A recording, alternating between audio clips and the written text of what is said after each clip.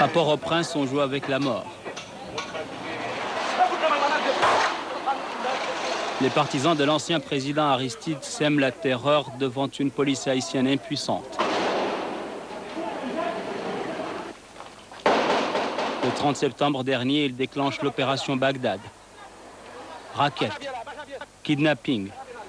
Les chimères promettent le chaos jusqu'au retour d'Aristide. Les victimes se comptent par dizaines.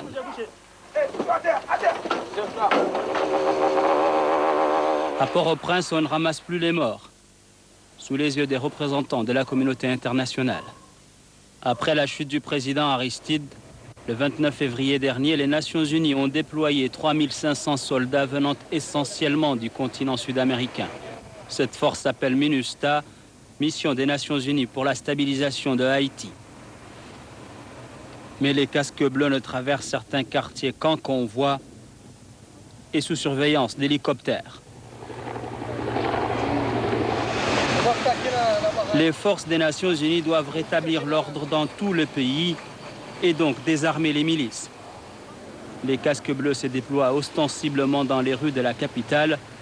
Être visible est une arme de dissuasion. Pour cela, des barrages quotidiens et des fouilles de voitures suspectes à l'entrée des quartiers dangereux.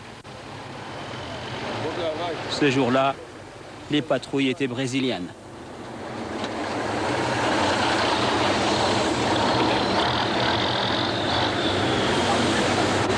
Bom, aqui nós temos 3 régions, né? Sendo que Bel Air est la région... Nous sommes ici à l'entrée du quartier de Bel Air. C'est aussi non loin de Cité Soleil et La Saline. E também temos a região de Cité Soleil et La Saline, qui sont régions mais Ces 3 quartiers sont les plus chauds de Port-au-Prince. Ils sont dits chauds en raison des problèmes d'insécurité que l'on y vit. Mais ce sont surtout des quartiers extrêmement pauvres. Voici l'entrée de Cité Soleil, le fief des chimères. On nous déconseille vivement d'y aller.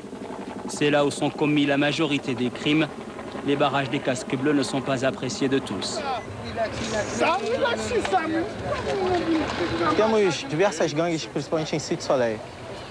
À Cité Soleil, il y a 6 gangs importants qui terrorisent la population. Ils ont des armes, ils s'en prennent à tous et surtout aux populations de leur quartier. Les premières victimes de ces gangs sont ces gens qui vivent à côté d'eux. Notre travail consiste à les contrôler, mais surtout protéger ces populations. À Port-au-Prince, les ambulances de la Croix-Rouge haïtienne sont elles aussi prises pour cible dans ces fameuses zones de non-droit. À Foutamara et à Cité Soleil. Bon, il y avait quelques hommes armés qui nous ont dit de descendre de l'ambulance, tout ça. Si vous ne faites pas partie de la Valace ou du Convergence, et ils nous ont pointé les armes à la tête, tout ça. Et puis, après, lorsqu'on leur a dit que nous sommes de la... Le Brésil fournit la majorité des casques bleus de la MINUSTA. Ce pays assure aussi le commandement de la mission. Non, on a besoin de compléter les effectifs qui sont promis pour les Nations Unies. Ça va se passer à la fin du mois de décembre.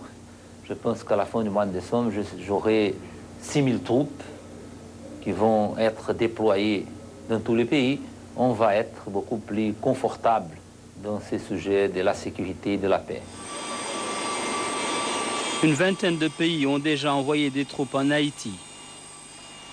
Les 125 policiers anti-émeutes chinois, hommes et femmes, viennent d'arriver à Port-au-Prince. C'est la première intervention de troupes chinoises en zone d'influence américaine.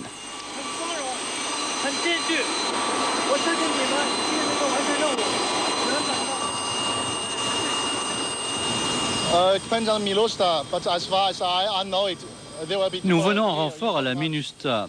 Nous serons déployés ici à Port-au-Prince. Nous resterons 6 mois. Notre relève sera là dans 6 mois. D'accord ?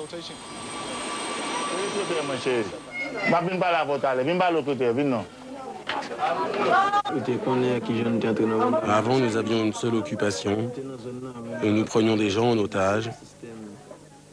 Si quelqu'un avait un problème avec quelqu'un d'autre, il faisait appel à nous. Souvent, c'était un problème d'argent.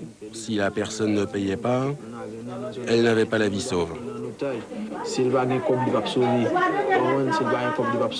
Et puis, un jour, nous nous sommes dit, nous sommes sur la mauvaise voie. C'est pour cela, nous avons déposé les armes et accepté ce programme. Mon vrai prénom, c'est Joël, mais on me surnomme Violence. Je ne volais pas. Je me méfiais de tout le monde. Dans chaque quartier, il y a un groupe de bandits. Nous aussi, nous étions en bande. Mais quand quelqu'un de l'extérieur venait chez nous, nous ne donnions pas cher de sa peau. Quand nous nous sommes rendus compte que cette violence ne menait à rien, nous avions décidé de nous en sortir, même avec une petite boutique comme celle-là. Nous travaillons seuls. Notre parti, c'est nos armes et notre argent. Nous n'étions d'aucun parti politique. C'est pour cela que, contrairement à d'autres, nous n'avons pas pris le maquis. Dans ce quartier, nous étions les seuls maîtres.